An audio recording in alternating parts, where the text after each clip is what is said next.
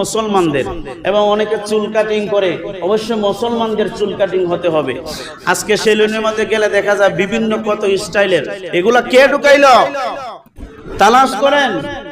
আমি তালাশ করে দেখেছি এগুলা ইহুদি খ্রিস্টানদের চক্রান্ত। ইহুদি খ্রিস্টানরা আমাদের সন্তানদের নামাজ বাদ দিয়ে দিতে চায়, এজন্য সন্তানদেরকে একটা প্যান্ট দিছে, জিন্স প্যান্ট, যেটার এখানে সিরা এখানে সিরা আছে না নাই? ফুলাবান ওই জন্য নামাজ পড়তে হাঁটু দেখা যায়, ঠিক না বে ঠিক? ফসল নামাক এই অবস্থা। এজন্য ওই সমস্ত প্যান্ট, ওই সমস্ত কাপড়, আপনি আমি মুসলমান, আমাদের জন্য হারাম। যে সমস্ত কাপড় ঢিলাঢালা থাকবে, পোশাক ঢিলাঢালা থাকবে, পুরুষ হোক নারী হোক, প্রত্যেকের পোশাকই ঢিলাঢালা হতে হবে। পর্দা শুধু নারীদের জন্য নয়, পর্দা পুরুষের আরো বেশি। পুরুষের 1 নম্বর পর্দা হলো চোখ।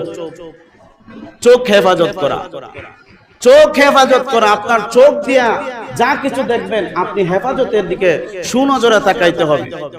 এজন্য আসুন আমরা সকলে